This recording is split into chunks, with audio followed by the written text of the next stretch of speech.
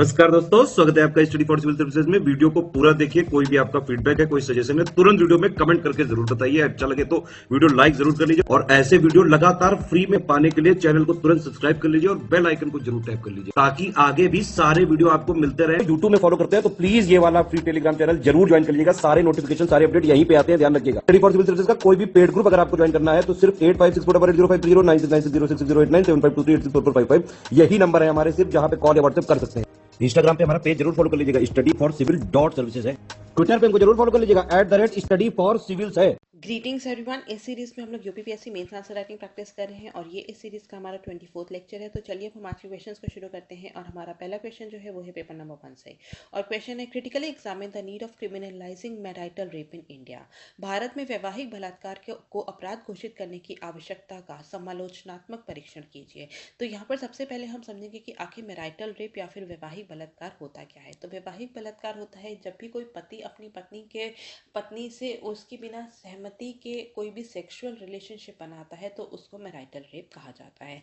ठीक है, तो इसके लिए हम बहुत सारे जो है स्टैटिस्टिक्स को यहाँ पर हम लोग आंकड़े को कुछ उसमें ध्यान में रखेंगे। तो सबसे पहले अगर हम बात करें तो नेशनल फैमिली हेल्थ सर्वे 2005-06 की, तो वहाँ पे जो है 80,000 वुमेन से जो है उनके साथ जो है वहाँ पे इंटरव्यू किया गया था और उसमें से 93% ऑफ वुमेन ने क्या बोला था कि उनके साथ कभी ना कभी जो है यहाँ पे सेक्सुअली अब्यूज उनको किया गया है, या तो उनके जो करेंट पार्टनर है या फिर उनके जो एक्स हस्बैंड थे उनके द्वारा जो है वो सेक्सुअली अब्यूज हुई हैं। इसके बाद अगर हम नेशनल क्राइम रिकॉर्ड्स ब्यूरो की बात करें तो यहाँ पे 2019 में उसने एक रिपोर्ट दी थी। उसमें कहा गया था कि हर 16 मिनट पे इंडिया में एक वुमेन का रेप होता है और यहाँ पे हर चौथे मिनट पे, हर 4 मिनट पे, ठीक है, कोई भी महिला जो है वो यहाँ पर जो है उनके उसके जो इन लॉज होते हैं, उसके जो वहाँ पे जो इन लॉज होते हैं, ससुराल में जो लोग होते हैं उनके द्वारा जो है वहाँ पे उनके द्वारा जो है क्रूएल्टी का सामना करती है।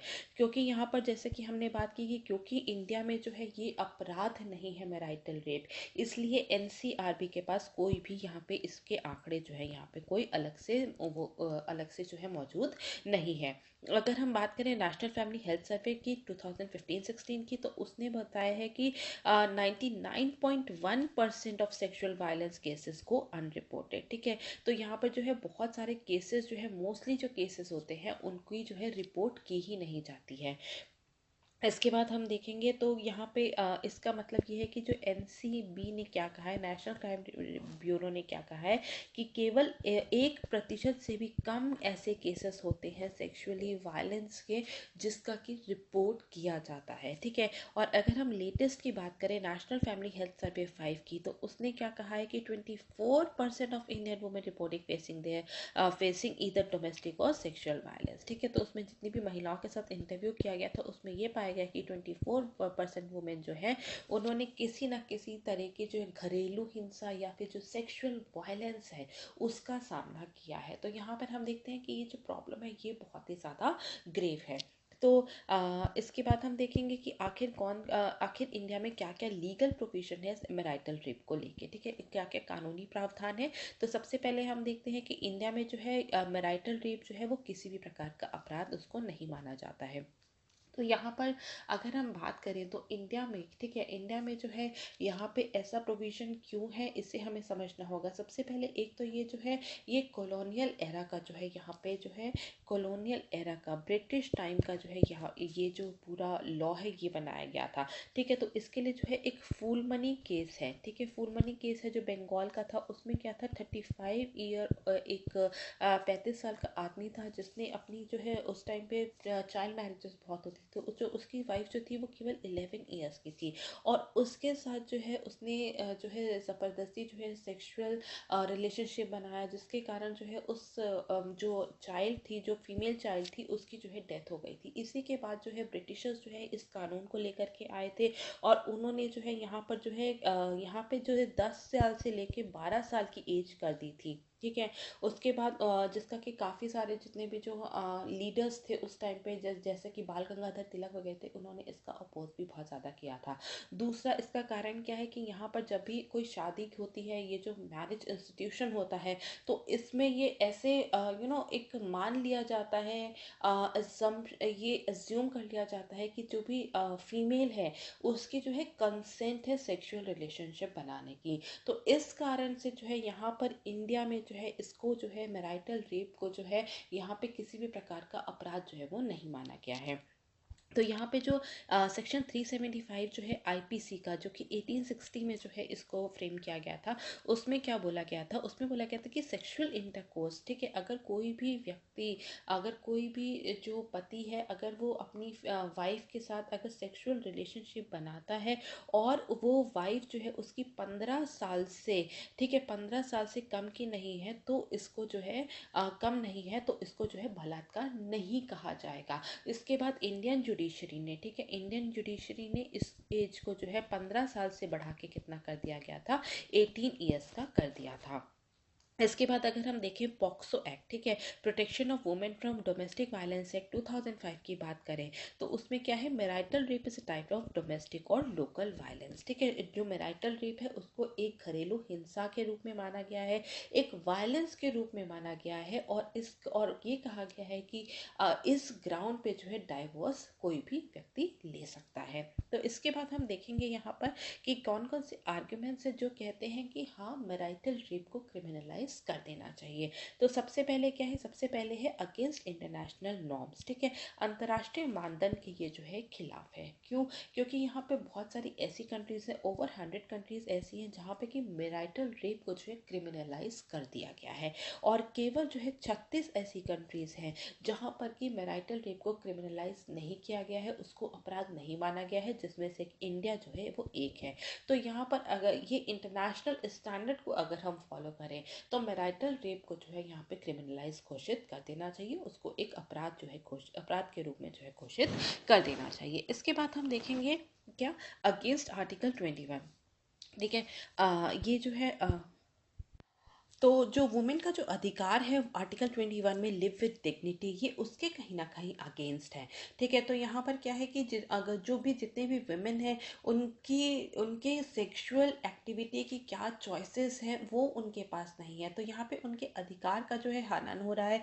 तो यहाँ पर जो है हम कह सकते हैं कि ये जो आर्टिकल 14 है, आर्टिकल 21 है, इन सभी को जो है वायलेट करता है। तो इस वजह से जो मैरिटल रेप जो है इसको क्रिमिनलाइज कर देना चाहिए। डिस्ट्रॉयज इंस्टीट्यूशन ऑफ मैरिज, ठीक है, विवाह की संस्था को जो है नष्ट करता है।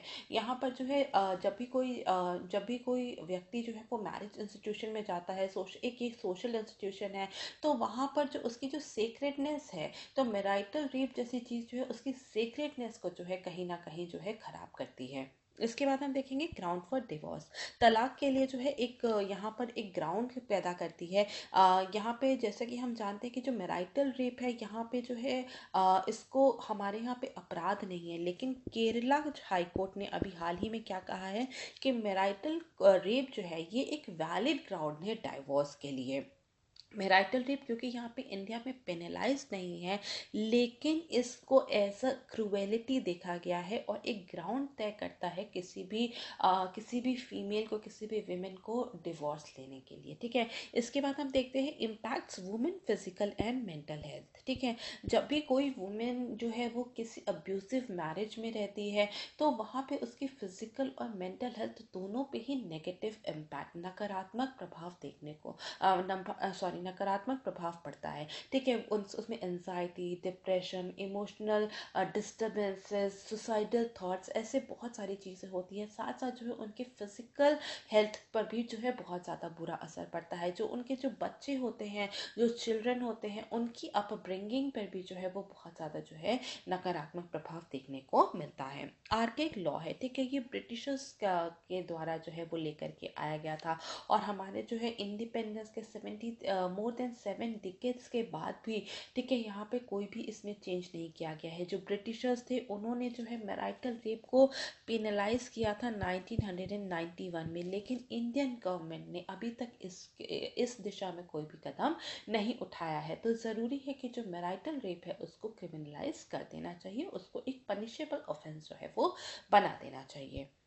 इसके बाद हम देखेंगे कि कौन कौन से आर्ग्यूमेंट्स जो है वो अगेंस्ट में हैं, क्यों मैरिटल रेप को जो है पनिशेबल ऑफेंस नहीं करना चाहिए।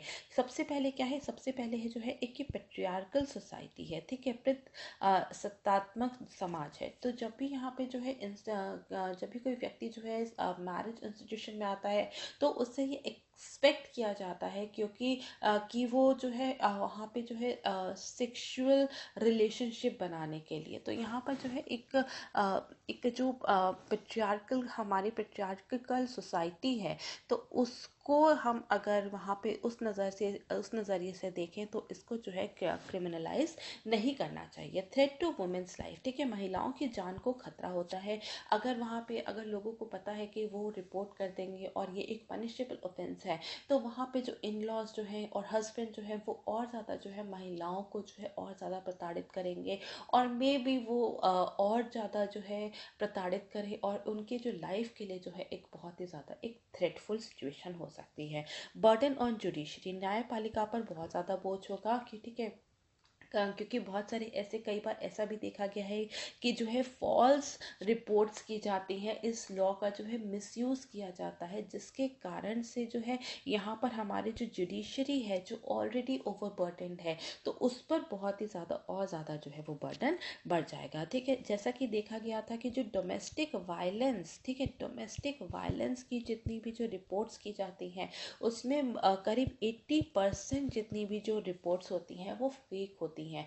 तो यहाँ पर इसका भी अगर हम ऐसे अगर लॉस बना दिए जाएंगे तो हो सकता है इसका भी मिसयूज आगे चलकर किया जा सके। इलिटरेसी और पॉवर्टी, अशिक्षा और गरीबी इंडिया में बहुत ज़्यादा है, ठीक है।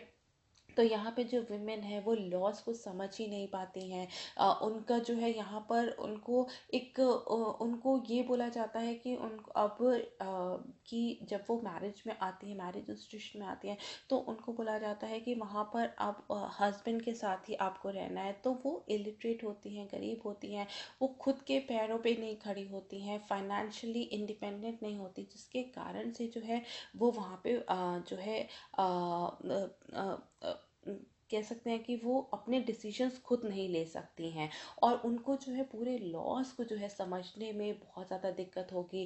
किसी कोर्ट को जो है अप्रोच करने में बहुत ज़्यादा जो है पैसा जाएगा। तो उसके कारण से जो यहाँ पे गरीबी और अशिक्षित महिलाएं जो हैं वो इस लॉ का पूरी तरीके से फ़ायदा नहीं उठा पाएंगी।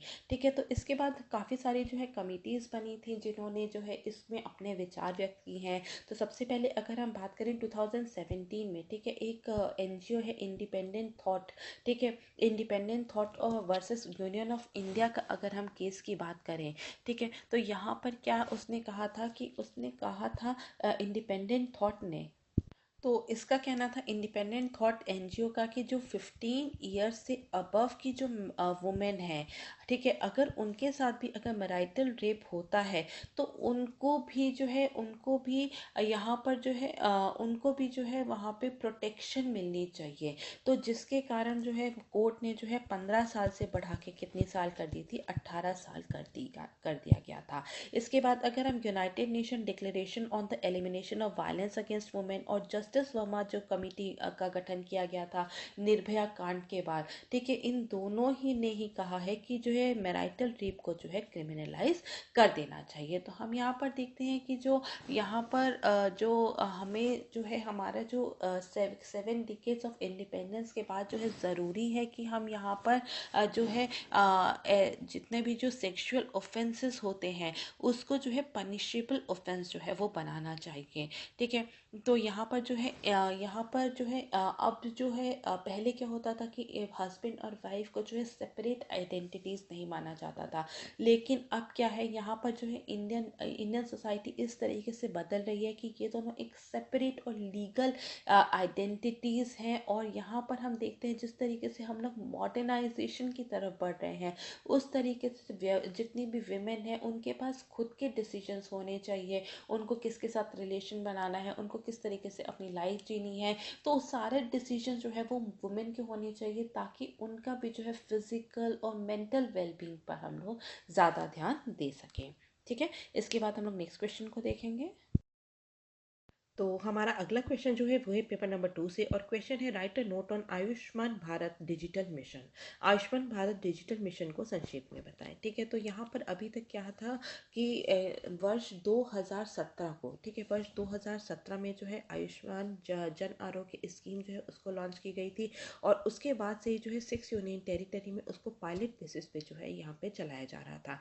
लेकिन 27 सितंबर 2021 को आयुष्मान भारत डिजिटल मिशन को लॉन्च कर दिया गया है, और इसकी इम्प्लीमेंटिंग एजेंसी कौन होगी? वो होगी नेशनल हेल्थ अथॉरिटी, जो कि ministry of health and family welfare, स्वास्थ्य और परिवार कल्याण मंत्रालय के अंतर्गत जो है वो काम करती है। तो यहाँ पर क्या है, यहाँ पे एक जितने भी जो सिटीजन्स हैं, ठीक है, जितने भी सिटीजन्स हैं उनको एक स्वास्थ्य आईडी, एक हेल्थ आईडीज दे दी जाएंगी, और ये जो हेल्थ आईडीज जो होंगी ये जो है 14 डिजिट की होती हैं। ठीक है, ये जो है जितनी भी जो हेल्थ आईडीज होंगी इसमें जो है 14 नंबर दिए होंगे, जिसके माध्यम से जो है जितने भी जो लाभार्थी हैं उनकी पहचान की जा सकती है, और उनका जितना भी हेल्थ डेटा है उसको उसमें स्टोर किया जाता है। ठीक है, और जो वो जो हेल्थ डेटा जो है जिसको स्टोर किया गया है उसको हम लोग कहीं पे भी, ठीक है, इलेक्ट्रॉनिक माध्यम से जो है उस तक जो है उनके अपनी पहुंच बना सकते हैं। जितने भी हॉस्पिटल्स हैं, जितने भी इंश्योरेंस कंपनी है, या फिर जो सिटीजन्स खुद है, वो कहीं पे भी जो है अपने हेल्थ रिकॉर्ड्स को जो है वहाँ पे उनकी उस तक जो है पहुंच बना सकते हैं। वो जो है ऑनलाइन अवेलेबल रहेगा, कोई भी उसको जो है वो देख सकता है। तो ये जो है ये आयुष्मान भारत जो है, आयुष्मान भारत डिजिटल स्कीम जो है ये हम इन शॉर्ट कह सकते हैं कि डिजिटली या फिर हम इलेक्ट्रॉनिकली जितने भी सिटीजन्स हैं उनके हेल्थ रिकॉर्ड को, ठीक है, हेल्थ रिकॉर्ड को इलेक्ट्रॉनिकली जब हम लोग जो स्टोर कर रहे हैं, ठीक है, उसी वही जो है वो पूरा है Ayushman Bharat digital Ayushman Bharat digital mission है। ठीक है, तो यहाँ पर अगर हम इसके ऑब्जेक्टिव्स की बात करें, इसके उद्देश्य की बात करें, तो उद्देश्य इसके क्या क्या है? इसके उद्देश्य में है कि जितनी भी जो जो हमारी जो स्वास्थ्य प्रणाली है उसको जो है डिजिटली रूप से यहाँ पर हमें जो डिजिटली रूप से जो है स्थापित करना है। दूसरा क्या है, जितना भी जो हेल्थ डेटा कलेक्शन है उसकी जो हेल्थ का जो डेटा कलेक्शन होता है उसकी क्वालिटी को और ज़्यादा इम्प्रूव करना है, उसके स्टोरेज करना है, और उसकी जो है वहाँ पे उसका जो है प्रसार करने और उसका वहाँ से जो है प्रसार किया जाएगा। इसके बाद हम देखेंगे platform for inter operability of health care data. ठीक है, जितने भी जो हेल्थ केयर डेटा जो कि अब स्टोर हो गया है वहाँ पर सारे हमने डेटा जो है इकट्ठे कर लिए हैं और उसको स्टोर भी कर लिए हैं, तो अब उसको हम लोग दूसरों तक पहुँचाने के लिए एक प्लेटफॉर्म चाहिए। ठीक है, तो वो एक ये प्लेटफॉर्म जो है हमें प्रदान करेगा। इसके बाद हम देखते हैं कि एक ये जो पूरी जो एंटायर नेशन है, जो भी हमारी जो पूरी कंट्री है, उसके लिए जो है एक हेल्थ रजिस्ट्री, ठीक है, एक हेल्थ रजिस्ट्री को बनाने में बहुत ज़्यादा मदद करेगा। तो इसके बाद हम देखेंगे कि आखिर इसके अगर हम इसके सॉरी अगर इसके पहले अगर हम डिजिटल ये जो आयुष्मान भारत डिजिटल मिशन है उसकी अगर हम विजन की बात करें, ठीक है, उसमें क्या क्या विजन है कि स्वास्थ्य सुविधाओं को जो है वो और ज़्यादा कुशल बनाया जाएगा। जितने भी जो नागरिक हैं उन तक जो है स्वास्थ्य सेवाओं को जो है पहुंचाया जाएगा। नागरिकों के जो स्वास्थ्य डेटाबेस जो है उसको जो है गोपनीय रखा जाएगा। ठीक है, प्राइवेसी जो है, इसमें प्राइवेसी जो है वो बहुत ही ज़्यादा इम्पॉर्टेंट है। ठीक है, डेटाबेस को जो है समय पर जो है उनको उपलब्ध कराया जाएगा, जिसको भी चाहिए हेल्थ केयर, जितने भी हॉस्पिटल्स हैं, डॉक्टर्स हैं, इंश्योरेंस कंपनीज हैं, उनको जो है समय पर जो है उपलब्ध कराया जाएगा। इसके साथ साथ जो है हेल्थ केयर सुविधाएं जो है उसको और बेटर बनाने का इसमें काम किया जाएगा। तो हम यहाँ पर देखते हैं इसके आखिर क्या क्या फीचर्स हैं, क्या क्या विशेषताएं हैं। तो जैसा कि हमने कहा कि ये जो है ये किस पर आधारित है, ये जो पूरी स्कीम है आयुष्मान भारत प्रधानमंत्री जन आरोग्य योजना पर ही जो है ये पूरी स्कीम जो है आधारित है। और यहाँ पर क्या किया जाएगा, यहाँ पे यूनिक हेल्थ आईडीज दी जाएंगी जो कि 14 डिजिट्स की होंगी, जहाँ पे कि जितने भी उनके जो हेल्थ रिकॉर्ड्स हैं, उनको कौन कौन से पहले बीमारी हो चुकी है, किस डॉक्टर के पास विजिट किया है और कब उन्होंने विजिट किया है, कौन कौन से चेकअप्स हैं, ब्लड रिपोर्ट्स है, एक्सरे है, एमआरआई है, एवरीथिंग। ठीक है, वो सभी के सभी जो है वो उनकी हेल्थ रिकॉर्ड जो है इसमें रहेंगे, स्टोर रहेंगे।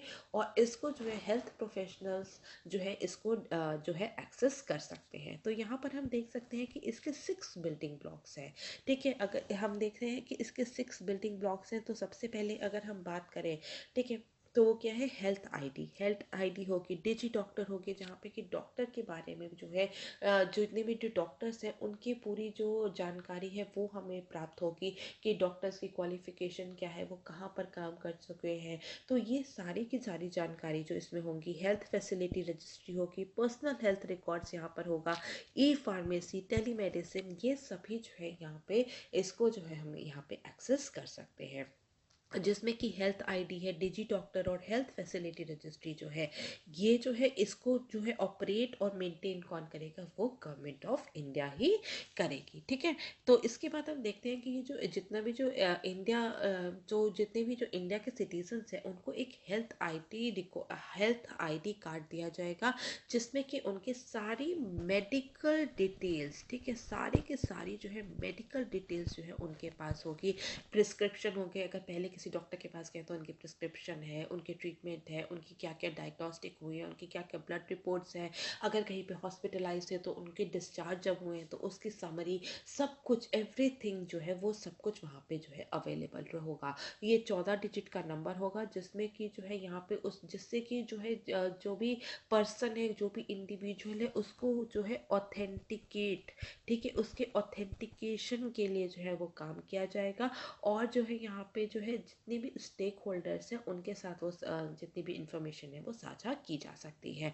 ठीक है, तो यहाँ पर क्या है कि जितने भी जो सिटीजन्स हैं, वो डॉक्टर्स या फिर जितने भी हेल्थ केयर प्रोवाइडर्स हैं, उनको अपनी ठीक है, उनको अपनी हेल्थ रिकॉर्ड्स का पूरा जो है एक्सेस दे सकते हैं। तो इसके बाद हम देखते हैं कि इसके आखिर सिग्निफिकेंस क्या है। ठीक है, अगर हम इसके महत्व, इसके सिग्निफिकेंस को समझें तो सबसे पहले क्या है, affordable and accessible health treatments हैं। ठीक है, किफ़ायती और सुलभ स्वास्थ्य उपचार है। क्यों? क्योंकि यहाँ पर जितने भी जो हेल्थ केयर प्रोफेशनल्स हैं वो ईजिली जो है देख सकते हैं आपकी मेडिकल हिस्ट्री को, और उसी के अकॉर्डिंग जो है आपका जो है इलाज किया जाता है। बहुत ही ज़्यादा कॉस्ट इफेक्टिव है, प्रभावी लागत होती है, क्योंकि यहाँ पर क्या है, यहाँ पर जो है आपके जो रिपीटेड टेस्ट होते हैं उसको करने से कहीं ना कहीं हम बच जाते हैं। जैसे कि अगर पहले कहीं एमआरआई हो चुका है, एक्सरे हो चुका है, या फिर कोई भी ब्लड रिपोर्ट है, ठीक है, वो सब के सब जो है वो पहले से ही वहाँ पे वो मौजूद है, तो उसको कोई भी एक्सेस कर सकता है। हमें रिपीटेडली अपने टेस्ट कराने की ज़रूरत नहीं पड़ती है। इसके साथ साथ क्या होता है कि यहाँ पे जो है टेली कंसल्टेशन को हमें जो है यहाँ पे जो टेली कंसल्टेशन की जो फैसिलिटी है वो भी जो है हमें प्राप्त होती है। जैसे कि कोरोना काल में जो है ई संजीवनी, ठीक है, ई संजीवनी ऐप से, ठीक है, काफ़ी लोगों ने जो है टेली कंसल्टेशन किया था। करीब 1.5 करोड़ लोग ने जो है टेली कंसल्टेशन किया था और अपनी हेल्थ के बारे में जाना था, अपनी हेल्थ कंसल्ट की थी। तो उस तरीके से जो है यहाँ पे और ज़्यादा जो है किफ़ायती बनाता है लोगों की जो जितनी भी हेल्थ प्रॉब्लम्स है उसको।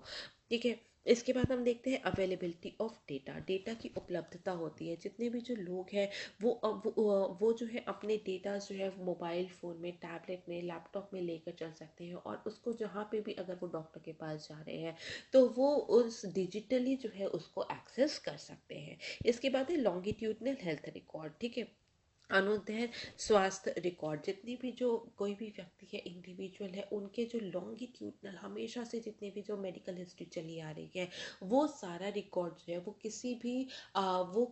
वो कोई भी उसको देख सकता है, अगर उस पेशेंट की अगर कंसल्टेशन, अगर उसका कंसेंट हो तो। ठीक है, तो उसमें पेशेंट का कंसेंट जो है ये बहुत ज़्यादा इम्पोर्टेंट है। इससे क्या होगा, ease of doing business for doctors and hospitals, doctors और हॉस्पिटल्स के लिए जो है एक बिजनेस इन्वायरमेंट को और ज़्यादा जो है फैसिलिटेटिंग बना दिया जाएगा। इससे जो है हमारे जो मेडिकल टूरिज्म है उसको और ज़्यादा बढ़ावा मिलेगा। ठीक है कि सपोज़ करिए अगर यहाँ पे आज अगर मैं दिल्ली में हूँ, यहाँ पे मैंने किसी डॉक्टर को दिखाया, कल मैं वहाँ बॉम्बे जाती हूँ, तो वहाँ पे अगर मुझे कोई भी अगर मेरी मेडिकल इमरजेंसी होती है तो वहाँ पे जो है एक पूरी तरीके से मेरा रिकॉर्ड जो है वो पूरा अवेलेबल रहेगा, जिससे कि जो है मैं कहीं पे भी डॉक्टर को जो है दिखा सकती हूँ। तो मुझे बार बार जो है अपनी हिस्ट्री जो है वो बतानी नहीं पड़ेगी। तो इससे क्या होगा, इससे मेडिकल टूरिज्म जो है उसको और ज़्यादा जो है बढ़ावा मिलेगा। एक डिजिटल हेल्थ सिस्टम, ठीक है, डिजिटल स्वास्थ्य प्रणाली को यहाँ पे इस्टेब्लिश किया जाएगा। जिस तरीके से डिजिटल पेमेंट में, ठीक है, यूपीआई, ठीक है, यूपीआई एक गेम चेंजर के रूप में जो है उभर के आया है, उसी तरीके से जो आयुष्मान भारत डिजिटल मिशन है, ये हेल्थ केयर एनवायरनमेंट में जो है एक गेम चेंजर के रूप में जो है हमें साबित होगा, हेल्थ केयर उसमें साबित होगा। ठीक है, गेम चेंजर के रूप में साबित होगा। पर इसके साथ साथ बहुत सारे जो है इसमें चैलेंजेस भी हैं। ठीक है, चैलेंजेस क्या है, सबसे पहले क्या है, इंटरनेट स्पीड।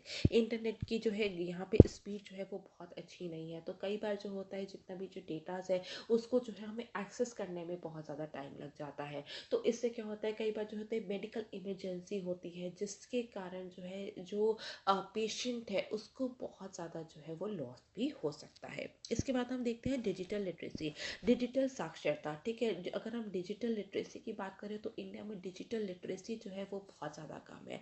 तो यहाँ पे जो रिमोट एरियाज़ है, जो गांव के लोग हैं, वहाँ पर जो है इस तरीके के जो हेल्थ रिकॉर्ड्स अगर बना भी दिए जाते हैं तो उसको जो है लोग जिनको ये बनाए गए हैं उनको जो है वो समझ में ही नहीं आएगा। तो यहाँ पे ये भी एक बहुत बड़ा चैलेंज है। डेटा प्रोटेक्शन, ठीक है, डेटा प्रोटेक्शन, डेटा सुरक्षा जो है हमेशा से इंडिया में इसमें डिबेट होती आई है कि जो है प्रिवेसी नहीं है डेटाज के लिए, डेटाज के प्रोटेक्शन जब तक नहीं होगी, ठीक है, तो उसका किसी भी प्रकार से जो है मिसयूज किया जा सकता है।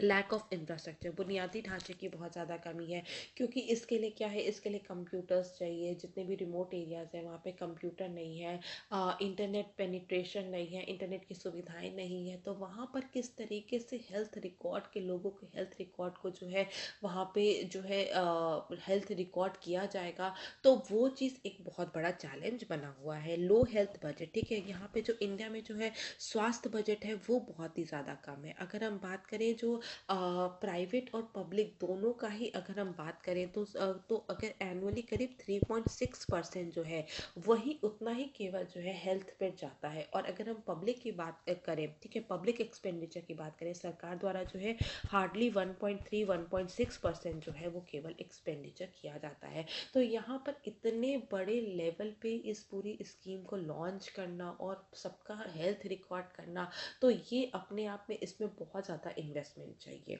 ठीक है, बर्डन ऑन सिटीजन्स, नागरिकों पर बहुत ज़्यादा बोझ आएगा। क्यों? क्योंकि यहाँ पर जितने भी जो हॉस्पिटल्स हैं उनको एक्स्ट्रा जो है यहाँ पर इंफ्रास्ट्रक्चर लगाना पड़ेगा, कंप्यूटर्स लेने पड़ेंगे, एक्स्ट्रा जो है लोगों को यहाँ पे रिक्रूट करना पड़ेगा, जिसके कारण जो है उनकी कॉस्ट बढ़ेगी। और उनकी कॉस्ट बढ़ेगी तो अल्टीमेटली जो है बर्डन किस पर आएगा, वो पेशेंट्स पे आएगा, वो सिटीजन पे आएगा। ठीक है, तो यहाँ पर जो है सिटीजन के ऊपर जो है वो भी बर्डन बहुत ज़्यादा होगा।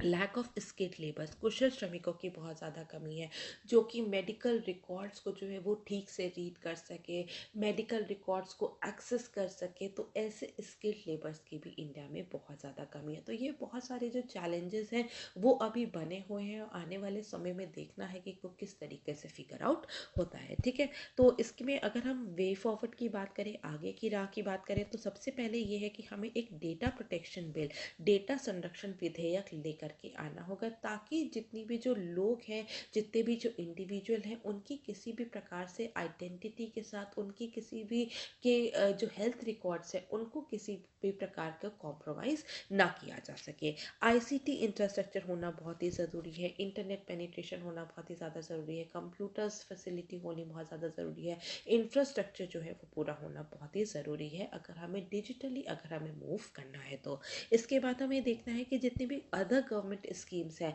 उनके साथ भी जो है हमें जो है यहाँ पर अपने जो है यहाँ पे उसमें भी तालमेल बिठाना पड़ेगा। जैसे कि जितने भी जो चाइल्ड स्कीम्स है, निक्षय है, तो इन सब के साथ जो है हमें अदर गवर्नमेंट स्कीम्स के साथ जो है तालमेल बिठाना होगा, तभी जो है पूरा जो हमारी जो स्कीम है जिसको कि हम लोग एक पूरे एक हम कह सकते हैं एक होलसम रूप में, ठीक है, होलसम रूप में जो है इसको हम लोग और इसमें जो है आगे बढ़ सकते हैं। ठीक है, हमारा अगला क्वेश्चन जो है वो है पेपर नंबर 3 से, और क्वेश्चन है crypto currencies not only bring digital revolution but also empowers people, discuss the advantages and disadvantages of banning crypto currencies. Crypto currency न केवल डिजिटल क्रांति लाती है बल्कि लोगों को सशक्त भी बनाती है। क्रिप्टो करेंसी पर प्रतिबंध लगाने के फायदे और नुकसान पर चर्चा करें। तो यहाँ पर हम सबसे पहले समझेंगे कि आखिर क्रिप्टो करेंसी जो है वो होती क्या है। तो क्रिप्टो करेंसी को हम लोग क्या कहते हैं, डिजिटल करेंसी कहते हैं। ठीक है, डिजिटल करेंसी या फिर वर्चुअल करेंसी भी कहते हैं, और ये एक तरीका जो है डिजिटल एसेट है। ठीक है, जिसका इस्तेमाल जैसे कि हम अपने पैसों का इस्तेमाल किसी भी सामान को या किसी भी सर्विस को खरीदने के लिए करते हैं। ठीक है, तो उसी तरीके से जितनी भी जो ये जो वर्चुअल करेंसी होती है, डिजिटल करेंसी होती है, उससे भी हम कोई भी जो है चीज़ को खरीद सकते हैं, किसी भी सर्विस को खरीद सकते हैं।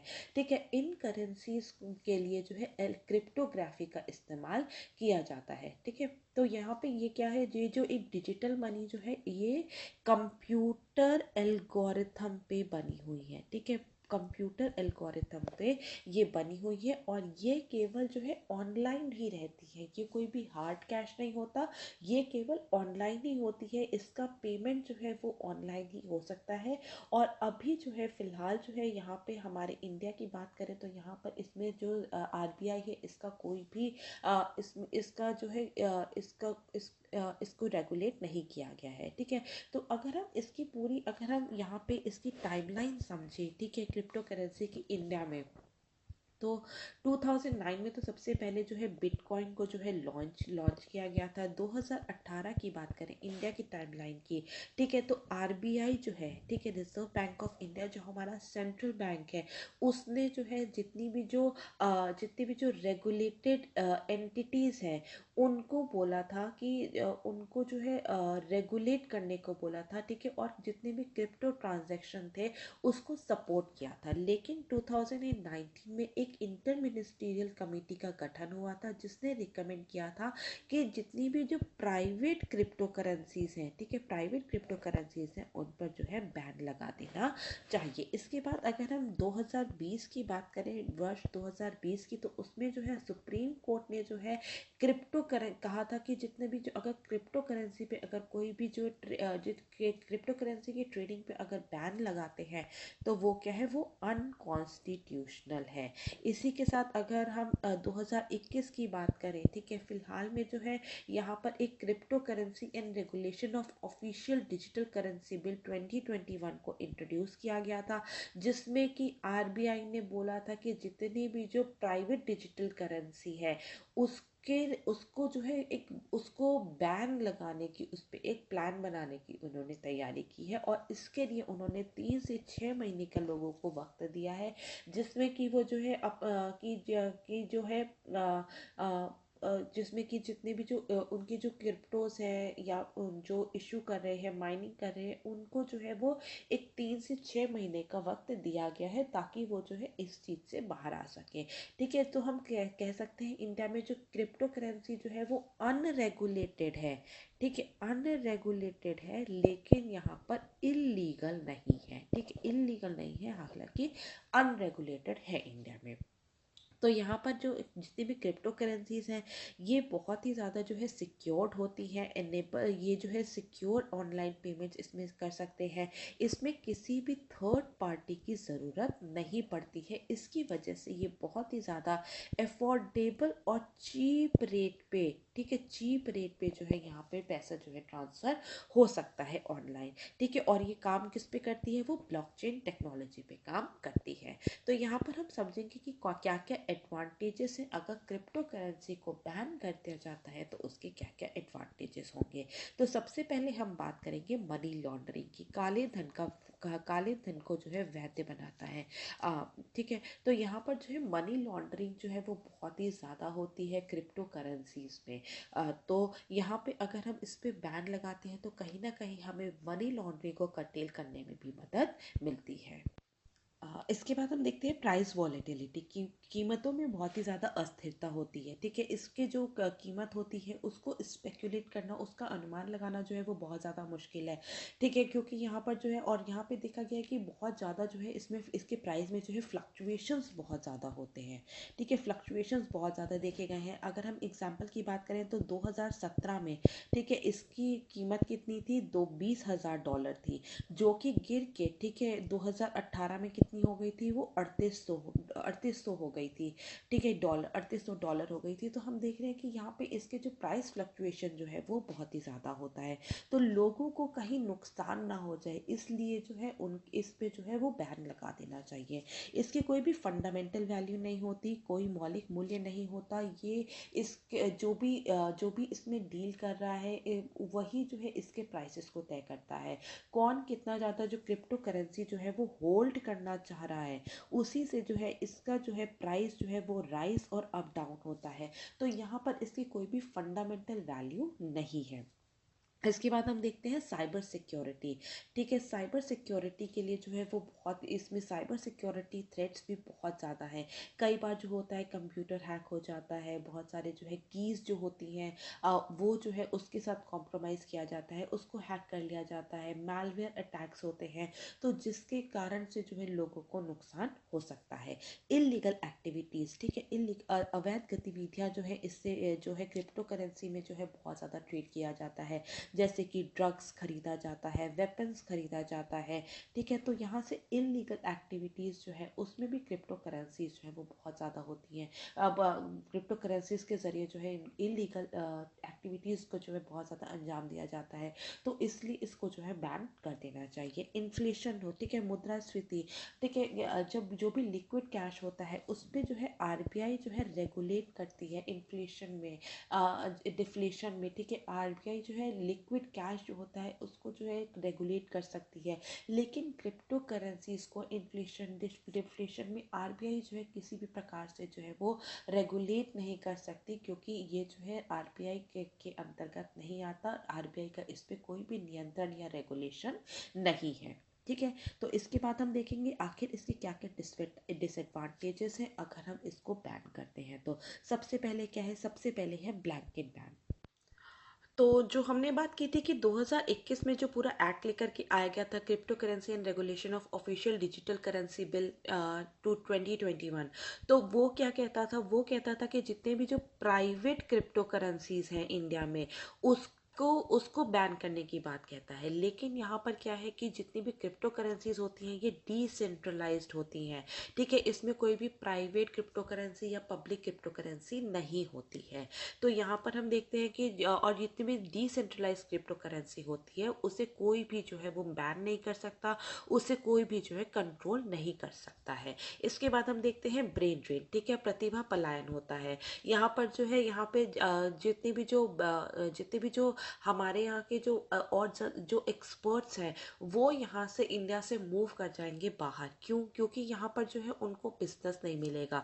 फॉर एग्जांपल, जैसे कि जितने भी जो ब्लॉकचेन टेक्नोलॉजी, ठीक है, ब्लॉकचेन टेक्नोलॉजी एक्सपर्ट्स थे, ठीक है, वो इंडिया से मूव कर गए हैं, जहाँ पर कि जो है क्रिप्टो को जो है जहाँ पे कि क्रिप्टो को जो है रेगुलेट किया गया है, ताकि जो है उनको वहाँ पे और ज़्यादा अपॉर्चुनिटीज़ मिल सके।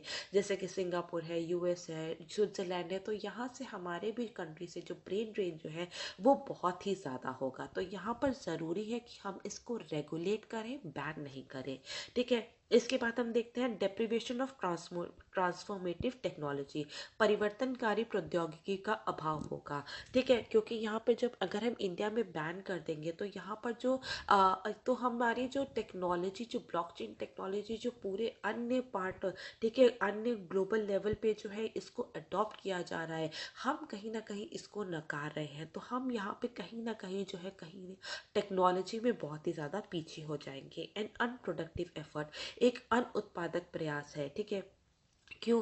क्योंकि इससे क्या होगा, यहाँ पर एक जिस पर भी बैन लगा होता है उसमें अक्सर देखा जाता है कि उसके साथ साथ जो है एक पैरेलल इकोनॉमी जो है वो डेवलप हो जाती है। ठीक है, पैरेलल इकोनॉमी डेवलप होगी तो इससे क्या होगा, जितने भी जो क्रिप्टोज है उसका इलीगल यूज जो है वो और ज़्यादा बढ़ जाएगा, जो कि हमारे जो पूरा जो पर्पस है उसको और ज़्यादा डिफीट करेगा। तो ज़रूरी है कि इसको रेगुलेट किया जाए, बैन नहीं किया जाए। कॉन्ट्रडिक्टरी पॉलिसीज है, विरोधाभासी नीतियां हैं, जैसा कि ministry of electronics and information technology ने कहा था कि जो ब्लॉकचेन टेक्नोलॉजी है उसमें पारदर्शिता बहुत ज़्यादा है, वो सिक्योर बहुत ज़्यादा है, एफिशिएंट बहुत ज़्यादा है।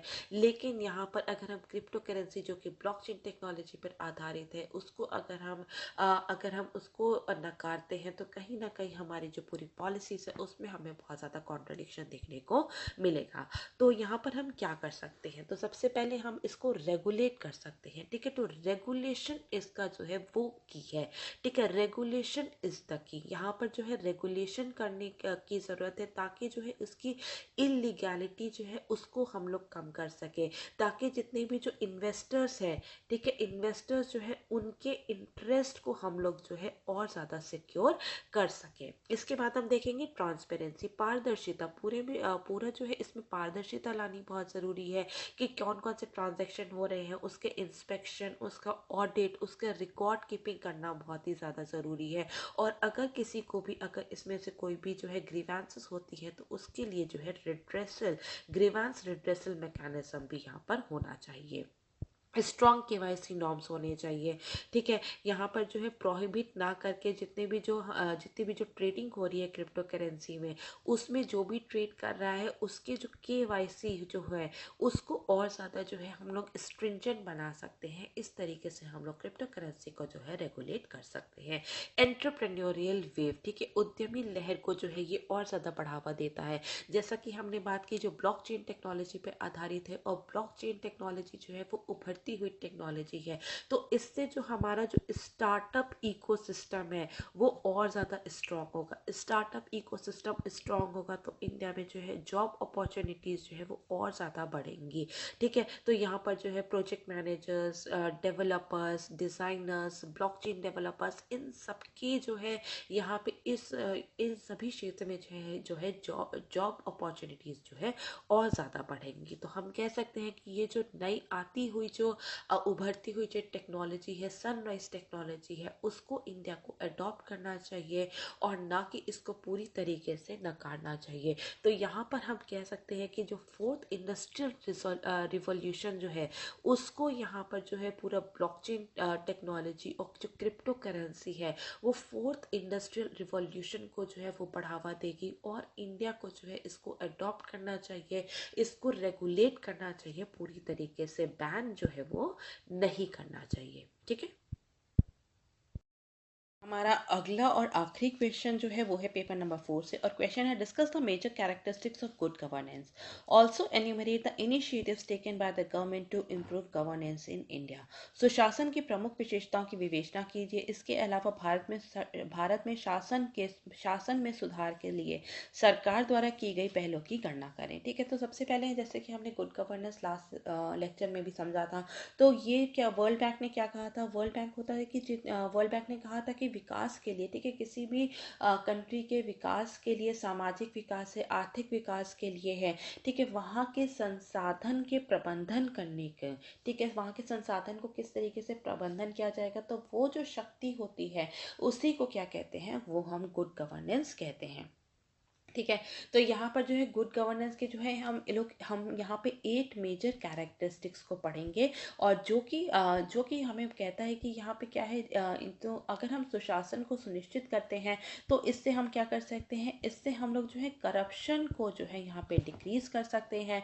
जितने भी जो माइनॉरिटीज़ हैं, ठीक है, माइनॉरिटीज़ है, या फिर जितने भी वल्नरेबल सेक्शंस हैं, और या फिर हम कह सकते हैं जितने भी वीकर सेक्शंस हैं, उनकी हम लोग नीड्स को एड्रेस एड्रेस कर सकते हैं, उनके जो है हम लोग डिसीजन मेकिंग में भागीदारी को सुनिश्चित कर सकते हैं। ठीक है, तो यहाँ पर हम लोग जो है सस्टेनेबल डेवलपमेंट की बात करते हैं, जहाँ पे हम प्रेजेंट और फ्यूचर नीड्स, ठीक है, सोसाइटी की जो प्रेजेंट और फ्यूचर नीड्स है सभी को ध्यान में रखते हैं, और उसी के बाद जितने भी संसाधन होते हैं हम उसको जो है एलोकेट करते हैं, उसका प्रबंधन करते हैं। तो यहाँ पर अगर हम कैरेक्टरिस्टिक्स की बात करें, ठीक है, जैसे कि क्वेश्चन में पूछा गया है, तो यहाँ पर 8 कैरेक्टरिस्टिक्स की हम लोग बात करेंगे। ठीक है, तो ये 8 कैरेक्टरिस्टिक्स किसके द्वारा दी गई है? ये यूनाइटेड नेशन, ठीक है, United nation economic and social commission for Asia, ठीक है, for Asia and the Pacific, ठीक है, तो उसके द्वारा ये जो है ये 8 कैरेक्टरिस्टिक्स दी गई हैं गुड गवर्नेंस की। तो यहाँ पर हम सबसे पहले बात करेंगे पार्टिसिपेटरी की। ठीक है, सबसे पहले क्या है? पार्टिसिपेशन होना बहुत ही ज़्यादा ज़रूरी है, लोगों का भागीदारी होना बहुत ही ज़्यादा ज़रूरी है, और ये जो है जेंडर न्यूट्रल होना चाहिए, मैन एंड वुमेन दोनों का ही जो है गुड गवर्नेंस में जो है बहुत ही ज़्यादा जो है पूरी जो भागीदारी होती है वो बहुत ही ज़्यादा महत्वपूर्ण होती है। और ये जो भागीदारी होती है ये लोगों की डायरेक्ट भी हो सकती है या फिर उनकी जो है रिप्रेजेंटेटिव भागीदारी भी हो सकती है, मतलब कि उन्होंने जिसको भी चुना है, एमएलए है, एमपीज है, उनके द्वारा भी जो उनकी उनकी जो वॉइस है उसको ऊपर तक जो है यहाँ पे गवर्नमेंट तक जो है वो पहुंचा सकते हैं। ठीक है, तो यहाँ पे जैसे कि इंडिया में रिप्रेजेंटेटिव डेमोक्रेसी है, तो मोस्टली क्या होता है कि जितनी भी जो वल्नरेबल सेक्शंस की जो वल्नरेबल सेक्शन सोसाइटी होती है, वीकर सेक्शन सोसाइटी होती है, तो वो क्या करते हैं, वो एक एसोसिएशन फॉर्म कर लेते हैं, और वहाँ पे जो उनके रिप्रेजेंटेटिव्स जो होते हैं वो आगे जो है सरकार तक अपनी बात पहुँचाते हैं। तो इस तरीके से जो पार्टिसिपेशन है वो होना बहुत ही ज़्यादा ज़रूरी है। इसके बाद हम बात करेंगे रूल ऑफ लॉ की। ठीक है, इसके बाद हम बात करेंगे कंसेंसस ओरिएंटेड की, सहमति उन्मुख की। ठीक है, तो अगर हम कंसेंसस ओरिएंटेड की बात करें तो यहाँ पर जितना भी जो जितने भी जो मीडिएशन गुड गवर्नेंस के लिए जितने भी जो यहाँ पे जो जो लोग जो जो मीडिएट करें, जो बिचौलिए हैं सोसाइटी और शासन के लिए, ठीक है, वहाँ पे जो है उनके बीच में जो है एक कंसेंसस होना चाहिए। ठीक है, ताकि जितनी भी जो सोसाइटी है, ठीक है, पूरी जो सोसाइटी है उसके वेलफेयर की हम लोग बात कर सके, उनके जो है इंटरेस्ट के लिए, ठीक है, उनके इंटरेस्ट को हम लोग सुनिश्चित कर सके। इसके बाद हम देखेंगे अकाउंटेबल। ठीक है, अकाउंटेबल होना बहुत ही ज़्यादा ज़रूरी है। जितनी भी जो हमारी जो अकाउंटेबिलिटी होनी बहुत ही ज़्यादा ज़रूरी है, जितने भी गवर्नमेंट इंस्टीट्यूशंस हैं उनकी अकाउंटेबिलिटी होनी चाहिए, जवाबदेही होनी चाहिए लोगों के प्रति। इसके साथ साथ जितने भी जो प्राइवेट सेक्टर्स हैं, ठीक है, गवर्नमेंट के साथ साथ जो है प्राइवेट सेक्टर है या फिर जो सिविल सोसाइटीज़ हैं, वो उनसे भी जो एसोसिएटेड स्टेक होल्डर्स हैं उनके साथ जो है उनके प्रति जो है उनकी जवाबदेही होनी ज़रूरी है। ठीक है, इसके बाद जो है ट्रांसपेरेंट, ठीक है, पारदर्शिता होनी बहुत ही ज़्यादा ज़रूरी है। जितना भी जो सरकारी कार्य हो रहा है, ठीक है, उसमें जो है या फिर जितने भी डिसीजंस लिए जा रहे हैं, जितनी भी पॉलिसी फॉर्मुलेट की जा रही है, जितनी भी पॉलिसी इम्प्लीमेंट की जा रही है, तो उसमें जो है एक पारदर्शिता होनी बहुत ही ज़्यादा ज़रूरी है। और पारदर्शिता कब होगी? जब हम रूल्स एंड रेगुलेशंस को ध्यान में रख के जो है काम करेंगे। तो जितनी भी जो लोगों से जुड़ी जितनी भी महत्वपूर्ण बातें हैं, जितनी भी इंफॉर्मेशन है, वो जो है लोगों तक उसकी जो है डायरेक्ट पहुंच होनी चाहिए, और जितनी भी इंफॉर्मेशन है वो बहुत ही ज़्यादा ल्यूसिड टर्म्स में होनी चाहिए, बहुत ऐसी होनी चाहिए कि आम जनता भी जो है उसको समझ सके। इसके बाद हम देखते हैं रिस्पॉन्सिव होनी चाहिए। ठीक है, यहाँ पे हम देखते हैं उत्तरदायी होनी चाहिए, कि जितने भी जो डिसीजन है, जितनी भी जो सर्विस डिलीवरी हो रही है वो एक किसी टाइम बाउंड होनी चाहिए। ठीक है, एक विद इन टाइम जो है उनको सर्विस मिल जानी चाहिए। इफेक्टिव एंड एफिशिएंट होना चाहिए। ठीक है, जितनी भी जो सरकारी सर्विसेज हैं वो बहुत ही ज़्यादा जो है इफेक्टिव और एफिशिएंसी उसमें होनी बहुत ही ज़्यादा ज़रूरी है। जितनी भी जो सोसाइटी की नीड्स हैं, ठीक है। सोसाइटी की जितनी भी नीड्स है, यहाँ सोसाइटी की जितनी भी नीड्स है उसको ध्यान में रखते हुए जितनी भी हमारे पास संसाधन है उसको जो है हमें ठीक से प्रबंधन करना चाहिए। इक्विटेबल होना चाहिए, ठीक है, इक्विटी होना चाहिए, इंक्लूसिवनेस होना चाहिए, समावेशी विकास होना चाहिए। यहाँ पर हम देखते हैं कि जितने भी लोग हैं उनको ये ना लगे कि कि सरकार जो है वो हमारे लिए कुछ कर ही नहीं रही है, ठीक है। उनको जो है मेन स्ट्रीम सोसाइटी से अपने आप को अलग नहीं समझना चाहिए। एक ग्रुप की तरह अगर हम काम करेंगे, ठीक है, तभी जो है हम वो सुशासन में मदद करेगा। इसके बाद हम देखेंगे इंक्लूसिवनेस है, ठीक है। इंक्लूसिवनेस है मतलब कि जितने भी जो वल्नरेबल लोग हैं, vulnerable section of the society है, weaker section of the society है, उन तक भी सारे बेनिफिट्स पहुंचने चाहिए, ठीक है। इसके बाद हम देखेंगे कि कौन कौन से गवर्नमेंट इनिशिएटिव्स हैं जो कि सुशासन के प्रति लिए गए हैं। तो सबसे पहले है राइट टू इन्फॉर्मेशन, सूचना का अधिकार, जिसको कि 2005 में लेकर के आया गया था। इससे क्या है, इससे जो हमारी सरकार है वो सोसाइटी की नीड्स को लेके और ज़्यादा जो है रिस्पॉन्सिव हो गई है, ठीक है। और ये जो राइट टू इन्फॉर्मेशन एक्ट जो है ये पूरे जो शासन है उसमें जो है पारदर्शिता लेकर के आया है, ट्रांसपेरेंसी लेकर के आया है, और जितने भी पब्लिक ऑफिसर्स हैं उनकी जवाबदेही को तय किया है, उनको और ज़्यादा अकाउंटेबल बनाया है, ठीक है। इसके बाद हम देखेंगे ईज ऑफ डूइंग बिजनेस, ठीक है। ईज ऑफ डूइंग बिजनेस में जो है यहाँ पर जो है बहुत सारे सरकार द्वारा जो है कदम उठाए गए हैं जिससे कि जो हमारी जो कंट्री है उसमें जो है हम लोग एक फेवरेबल बिजनेस इन्वायरमेंट को जो है हम लोग स्थापित कर सकें। इस तरीके से जो है पॉलिसी को बनाया गया है जिससे कि यहाँ पर बिजनेस को करना बहुत ही ज़्यादा आसान हो जाता है। जैसे कि फॉर एग्जांपल जीएसटी है, गुड्स एंड सर्विसेज टैक्स लेकर के आया गया है, एंटी मनी लॉन्ड्रिंग लॉ लेकर के आया गया है, ठीक है। इसके साथ साथ बहुत सारे जो है गवर्नमेंट के स्कीम्स हैं, जैसे मेक इन इंडिया है, डिजिटल इंडिया है। तो ऐसे बहुत सारे जो है स्कीम्स लेकर के आया गया है जो कि बिजनेस एनवायरनमेंट को और ज़्यादा जो है फेवरेबल बनाता है, ठीक है। इसके बाद हम देखते हैं good governance index. Good governance index लेकर के आया गया है जिससे कि यहाँ पर जो है यहाँ पर जितनी भी जो स्टेट्स हैं, यूनियन टेरिटरीज हैं, उनकी परफॉर्मेंस को यहाँ पर ट्रैक किया जा सके और उनको कंपेयर किया जा सके। और जहाँ पर भी जो है देखा जाता है कि कहीं पे भी किसी भी इंडिकेटर पे कोई भी स्टेट या यूनियन टेरिटरी जो है अच्छा काम कर रहा है तो वह वो मॉडल जो है वो और स्टेट्स और यूनियन टेरिटरीज में भी अडॉप्ट कर लिया जाता है। इसके बाद हम देखते हैं एस्पिरेशनल डिस्ट्रिक्ट प्रोग्राम, ठीक है। ये जो है ये नीति आयोग द्वारा जो है लेकर के आया गया था,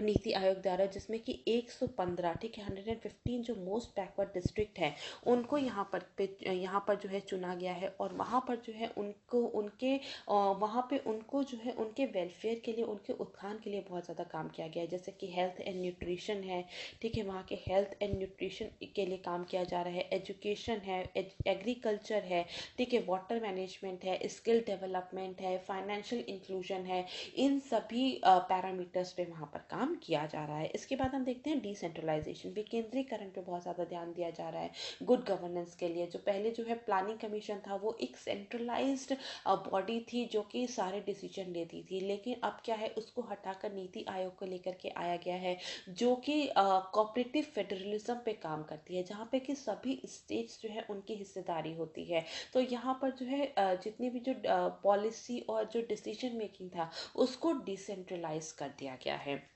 इसके बाद हम देखते हैं ई गवर्नेंस, ठीक है, ई शासन को लेकर के आया गया है ताकि जितनी भी जो लोग हैं उनको उनकी लोकेलिटी में ही, ठीक है, उनकी लोकेलिटी में ही किसी लोकल सेंटर से ही जो है उनकी सारी ज़रूरतों को, उनकी सारी सर्विसेज को उन तक पहुंचाया जा सके, ठीक है। तो यहाँ पर हम कह सकते हैं कि जो गुड गवर्नेंस जो है ये बहुत ही ज़्यादा ज़रूरी है हमारे देश के विकास के लिए, लोगों के विकास के लिए। जैसा कि हमने बात की थी करप्शन को कम करता है, समावेशी विकास के लिए बहुत ही ज़्यादा ज़रूरी है, वल्नरेबल और जो weaker section of the society है उनकी नीड्स को पूरा करने के लिए ज़रूरी है, और लोगों को जो है डिसीजन मेकिंग में पार्टिसिपेशन के लिए बहुत ही ज़्यादा ज़रूरी है, ठीक है। So that is all for now, thank you so very much.